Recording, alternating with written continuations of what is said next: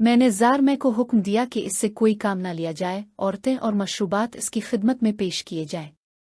वो दिन भर सरमस्त रहने लगा और इतने दिनों की तकान के बाद इसने खूब पी। इसे तोरी की आला दर्जे की लालकियां पेश की जाने लगीं, इसकी झोंपड़ी पर औरतों का हुजूम रहने लगा। इसने बाहर निकलना कम कर दिया और अपनी झोंपड़ी में ही ऐशो नशात में गुम रहने लगा।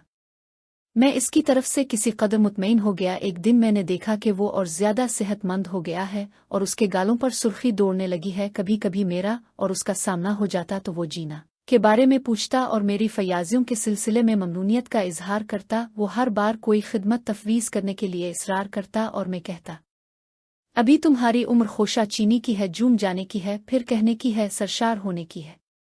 काम का वक्त आएगा तो मैं काम भी सौंपा जाएगा। शरीर की नकलो हरकत की कड़ी निगरानी की जा रही थी, मगर कोई ऐसी बात देखने में नहीं आई जो मुझे तशवीश में मुब्तला रखती। मैं अब सुकून से समोराल के पास जा सकता था। इस अरसे में अकुबला की तरफ से कोई सिलसिला जुम्बानी ना हुआ। नरमस भी वापस नहीं आई। मैं मुहज़्ज़िब दुनिया की लालकियों के पास दोबारा नहीं गया। 20 रोज गुजर गए थे और एक पिल एक सदी मालूम होता था। रफ्ता रफ्ता मेरे बेकरार ज़हन को करार आने लगा और मैंने अपने वहमों और वसवसों से बड़ी हद तक छुटकारा हासिल कर लिया। मैंने खुद को बावर कराया, ये तो तलब सादिक की बात है। वो अगर किसी और जानिब माइल है तो ये महज वहम है। अंगरवामा के फाजिल इसे हासिल नहीं कर सकते। तारीख बर्रे आज़म में समोराल के बकौल कौन कौन कहाँ कहाँ इसकी कुर्बत का दावेदार है। इसका हुसूल सबसे मुश्किल काम है। इसे मुझसे रब्त खास है और अगर ऐसा ना होता तो मेरे साथ खुसूसी नवाजिशें क्यों जारी रहती। मेरे अज़ाइम कहाँ गए? अभी तो मैं एक बहुत को ताकत शख्स हूँ। मैंने तवज्जो की लगाम हर तरफ से खींचकर समोराल की क़यामगाह की तरफ मोड़ दी और ये भी नहीं तो बूढ़ा सरंगा जो नजात के लिए अजीब व गरीब पुरस्रार अमाल में मसरूफ़ है, ज़रूर कोई हंगामा बर्पा करेगा। मैं भी साहिराना उलूम सीख कर अपने मोहसिन सरंगा की एआनत करूँगा। शरीद की कबीले में इज्जत है क्योंकि इसे जाराका का की रूह ने अमान दी है। ज़ार से कहता था कि शरीद हैरत अंगेज सलाहियतों का मालिक है। इसने बहुत जल्द मकामी ज़ुबान में महारत पैदा कर ली है और कबीले के रस्म व रिवाज अपना लिए है। वो इससे मुतासिर थे इसलिए कि जाराका का की रूह इसकी हिफाजत के लिए आई थी, मगर शरीद पर देवता मेहरबान थे तो मुझे अपने बारे में क्यों फिक्र थी। मैं खुद से शको करने लगा। क्या मुझे जजीरा तोरी के इक़्तिदार से दिलचस्पी थी? नहीं, मैं बारहा इसकी नफ़ी कर चुका हूँ। मैं तो सिर्फ इसका तालिब था जिसका इल्तिफ़ात दुनिया भर के इक़्तिदार से ज़्यादा कशिश अंगेज़ है। मुझे सरंगा के फ़रार के मंसूबे पर यकीन नहीं था, लेकिन अकुबला के अदम इल्तिफ़ात के बाद फ़रार का ख्वाब भी इसी वक्त शर्मिंदा ताबीर हो सकता था जब मैं एक तवाना और मुमताज़ शख्स बनकर तारिक बर्रे आज़म में अबेरो है। समोराल ने मुझे दिलचिप्स की नज़र से देखा। मैंने अपनी गैर हाज़िरी की माज़रत चाहते हुए कहा, तुम अपने तिलिस्मी कड़िया में मेरी मसरूफियात देख लेते होगे। मैं गुज़िश्ता दिनों अपनी ज़हनी उलझनों में गिरफ्तार रहा। अब मैं तुम्हारी पास तरबियत की तजदीद के लिए आया हूँ। इसने अपने असा से दीवार में टेविंग फिर तिलिस्मी सुफूफ आग में डालकर फ़िज़ा को हर आलूद करते हुए बोला, क्या तुम अपने जज्बे कुछ अरसे के लिए गार से बाहर छोड़ कर आए हो?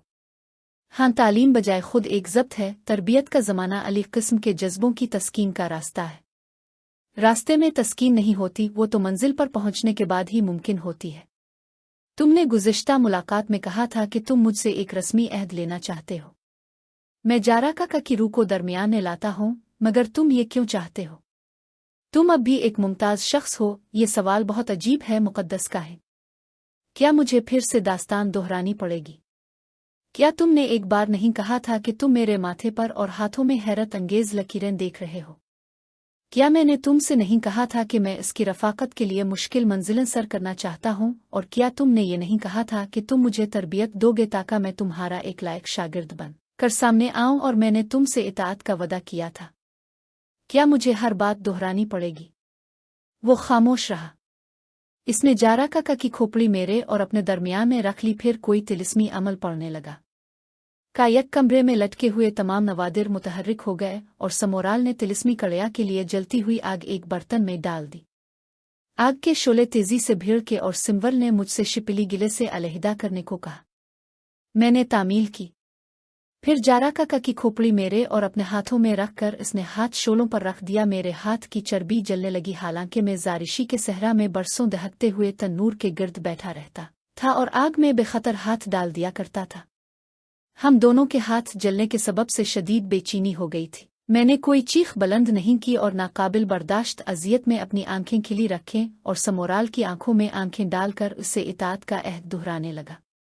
जाराका की खोपड़ी हमारे जलते हुए हाथों के ऊपर थी और हम इसे बमुश्किल तमाम संभाले हुए थे। थोड़ी देर में ये आग सर्द हो गई।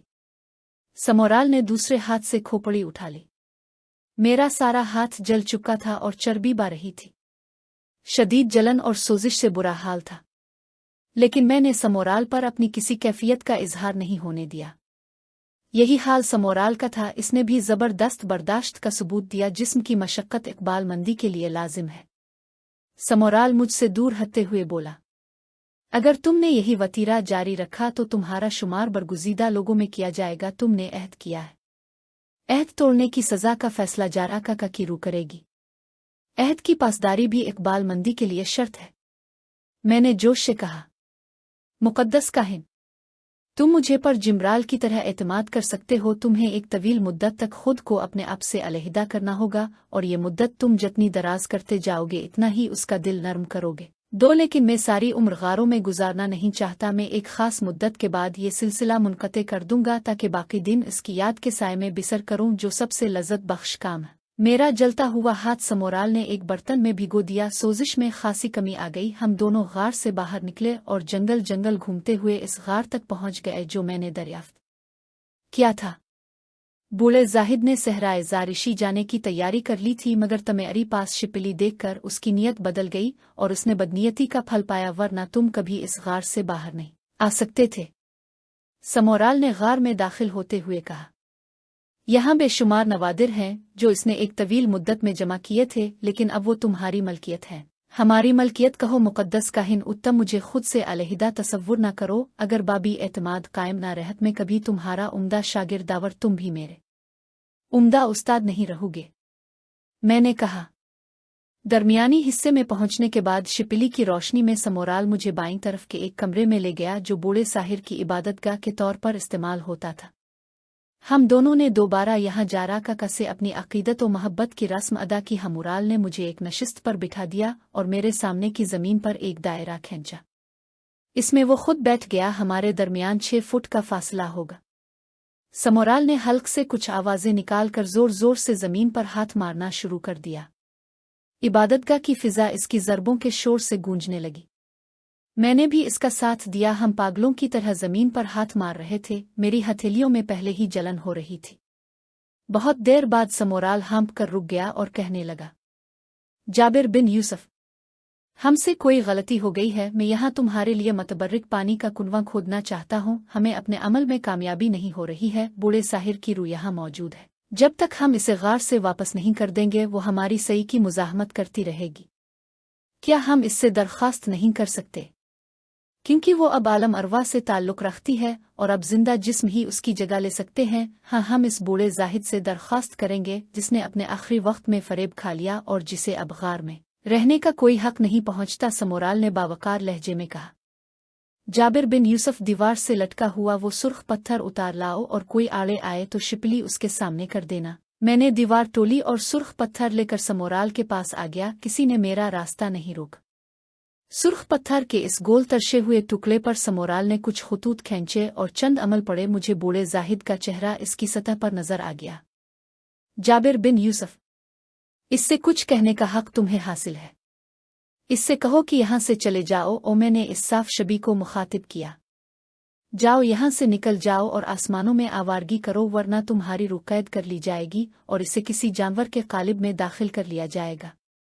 गार में कहे गूंजने लगे जैसे वहां एक रूह ना हो बल्कि बेशुमार रूहें हों। मैं अंगर और माँ में भी गोरमे के साथ रूहों के गार में जाते चुका था, इसलिए मुझ पर जरा भी दहशत तारी नहीं हुई। समोराल तो इस्तिकामत और बर्दाश्त का आदमी था। कहकहों के साथ हम पर चारों तरफ से तोरी के खतरनाक कीलों के एक गौल ने यूरिश कर दी। वो सिया बेनबेनाती हुए कीले टिड्डी दिल की तरह हम पर टूटे थे और उन्होंने हमारे जिस्मों में डंक मारने शुरू कर दिए थे। सारी इबादतगाह में कीले ही कीले नजर आ रहे थे।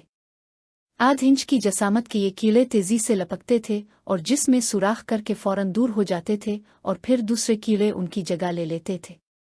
मैंने हाथ लगाकर अपना चोबी असर दबा मुतहर्रिक कर दिया था, लेकिन वो इतनी बड़ी तादाद में कीड़े खाने से माजूर था।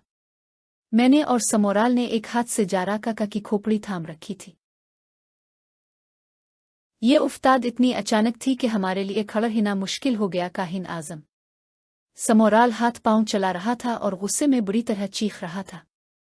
वो दीवार के साथ साथ खड़ा घूम रहा था और कोई चीज तलाश कर रहा था। समोराल अचानक चीखा, जाबिर बिन यूसुफ, वो तुम्हारे करीब है, वो शिपली मांग रहा है। मैंने घूम कर देखा, हर तरफ बूढ़े जाहिद के साए लहरा रहे थी। इसके सिया जिस्म के दांत खिले हुए थे और वो हाथ मुझसे शिपली मांग रहा था। मैंने शिपली मजबूती से थाम ली और अतिया के तौर पर पेश करने के अंदाज में इसकी तरफ झुका और उसके हाथ में रखने के बजाय मैंने शिपली अपने जिस्म के गिर्द घुमानी शुरू कर दी। बूढ़े जाहिद की रूह चीख मार कर मुझसे दूर हो गई और कपिट्रोहे का दिल भी शिपली के दायरे में आने से कासिर हो गया। इस अरसे में समोराल जमीन पर झक गया था। इसने औंधे मुंह होकर कोई अमल शुरू कर दिया था। मैं अपने दायरे के साथ उसकी तरफ बढ़ता गया और उसके करीब पहुंच गया। मैंने इसके जिस्म के पास खड़े होकर शिपली का दायरा और वसी कर लिया। इस तरह समोराल भी कीड़ों और बूढ़े जाहिद की रूह के साए से महफूज हो गया। जाबिर बिन यूसुफ, यहीं खड़े रहो, अपना अमल दोहराते रहो, मुझे थोड़ी सी मोहलत दिलवा दो। काहिन आजम ने चीख कर कहा, तुम अपने अमल जारी रखो, मैं तुम्हारे पास खड़ा हूं। मैंने कहा और शिपली तेजी से घुमाने लगा। दरख्तों की छाल से बनी हुई डोरी में शिपली लिखी हुई थी, जिसकी पैमाइश एक हाथ के बराबर थी। उंगलियों में रखकर इसे घुमाने से 2 हाथ का दायरा बन जाता था। हम इस 2 हाथ के दायरे में महफूज हो गए थे। रूह जिस्म से जुदा होकर गैर मामूली कुव्वतें हासिल कर लेती है। फिर वो रूह तो एक बूढ़े जाहिद की थी जो अपने इल्म और रियाजत में वैसे भी यद तूल रखता था। समोराल ने बैठे बैठे जो अमल शुरू किए थे उन पर मुझे पूरा यकीन था, क्योंकि वो जजीरा तोरी का काहिन था और इसे अकुबला की बारगाह में एक खास मकाम हासिल था। थोड़ी ही देर में ये बात सही साबित हुई। समोराल ने कोई ऐसा अमल किया था कि इबादतगाह में हर तरफ एक गलीज किस्म का नाकाबिल बर्दाश्त ताफुन फैल गया और कीड़े टप टप जमीन पर गिरने लगे। बंद करो काहिन आजम, ये बो अगर ज्यादा देर ही तो मेरा दम घट जाएगा। मैंने चलाकर कहा, हालांकि काहिन आजम मेरे कदमों में बैठा अमल कर रहा था। काहिन आजम ने जवाब देने की जरूरत नहीं समझी। तमाम कीड़े जमीन पर ढेर हो गए और रूह बिलकती चीखती चिंघाड़ती हुई गायब हो गई। आओ आओ, हम इसका ताकुब करते हैं। हम अपने ताफुन के साथ गार के दहाने तक गए और हमने गार खोलकर फौरन इसे दोबारा बंद कर दिया। बोसे मीर इसनस रुकने लगा था। समोराल ने मुझे थाम लिया और आहिस्ता आहिस्ता अंदर ले आया। वो फिर इबादतगाह में दाखिल हुआ और उसने इस जगह एक नशिस्त पर मुझे बिठाकर जमीन पर जर में लगानी शुरू कर दे। इसकी मुसलसल जरबों से जमीन ने एक गड़ा पैदा हो गया और साफ और शफाफ पानी का चश्मा अहलाया। मेरे चेहरे पर मसरत फैल गई। मैं अपना सारा दुख भूल गया। मैंने पानी में अपना चेहरा डाल दिया। ताजगी का एक शगुफ्ता एहसास मेरे रगों पे में सरायत कर गया। अब तुम यहाँ बैठे साहिराना उलूम सीखा करो और मैं रोज यहाँ आया करूँगा। मैं एक काहिन भी हूँ, मेरे कुछ और फराइज भी हैं। समोराल ने थके हुए लहजे में कहा, मैं तुम्हारा एहसान मंद हूँ। यह गार तुम्हारी पहनी बालिदगी और ताकत की अफजूनी का सबब बन सकता है।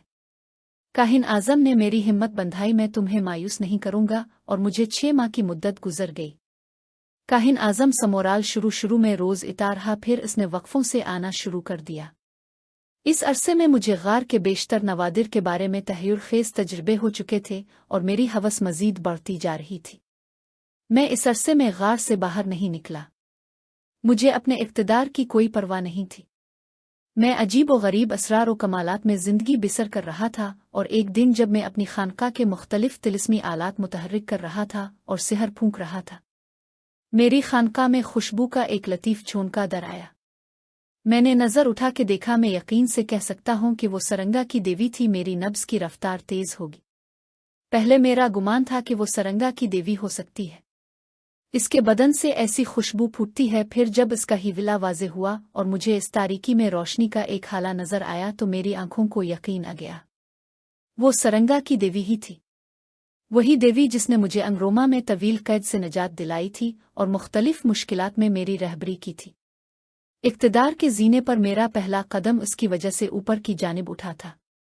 मेरी महवियत टूट गई। मैंने सेहरकारी बंद कर दी और उठकर खड़ा हो गया। देवी के चेहरे पर बिला की मासूमियत थी, मगर उसकी आंखों में एक पुरजलाल चमक और झील जैसी गहराई मौजूद थी। मैं हैरत ज़दा खड़ा था।